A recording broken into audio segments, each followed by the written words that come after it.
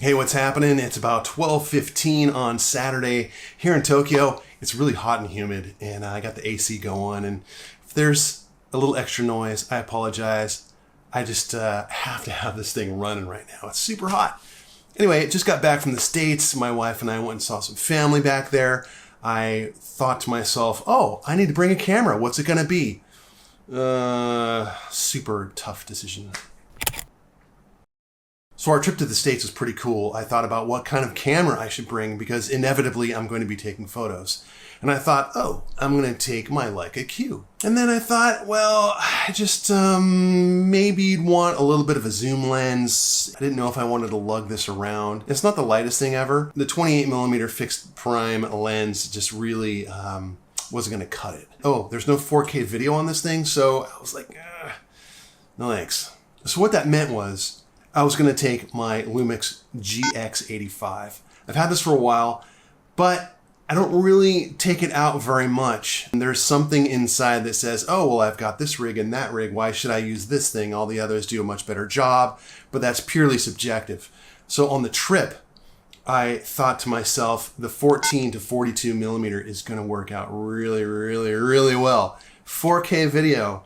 And for those who don't know, 14 to 42 on a micro four thirds camera ends up being 28 to 84mm in full frame, if that's something that you are interested in. To me, it really doesn't matter. All that matters to me is the quality of what's coming out of this thing.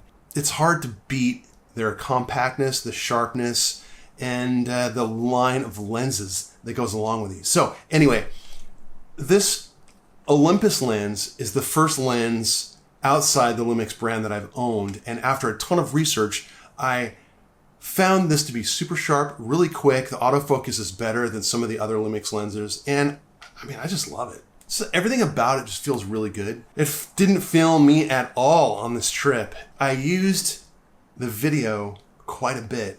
There was a moment where I wanted to get out and I wanted to document where some of our relatives are buried. And, you know, the 4th of July was a good time for me to get up there and do that and just sort of document what was happening.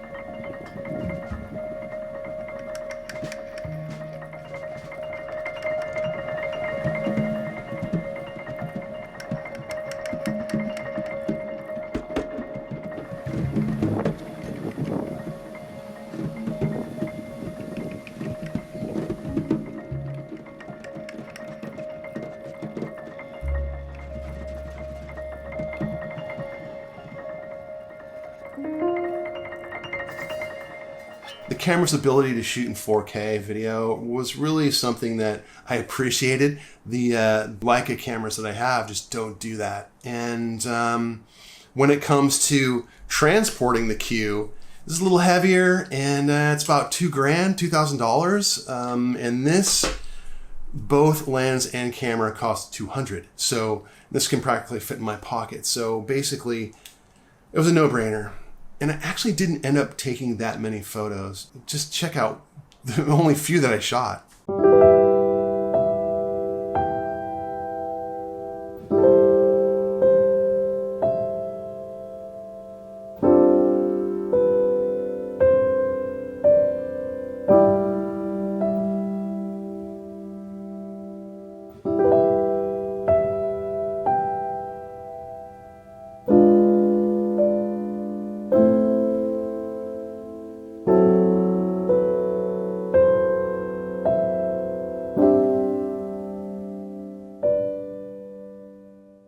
So I'm part of an Instagram group that talks a lot about cameras, gear, general imagery and how to shoot, you know, presets, like all the things photography related.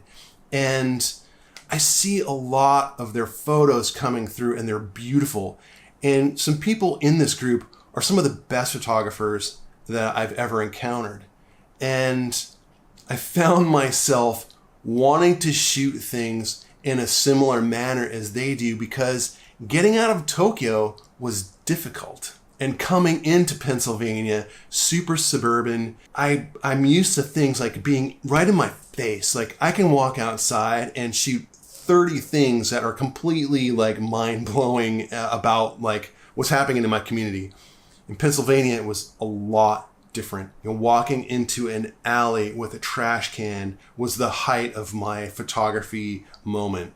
So I had to think differently. Not to say that it was a bad time. I was just completely out of my element. And in the end, I thought to myself, well, why did I even bring a camera in the first place?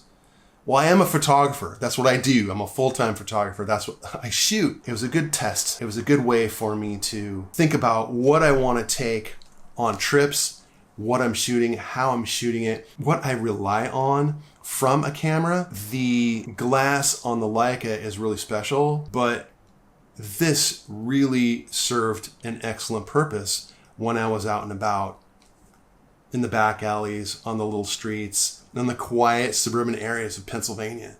And shooting Tokyo upon my return was also delightful. This camera really comes in clutch at night, believe it or not. You know, I feel like even in really dark moments, this camera pulls through. Here's some shots from last night.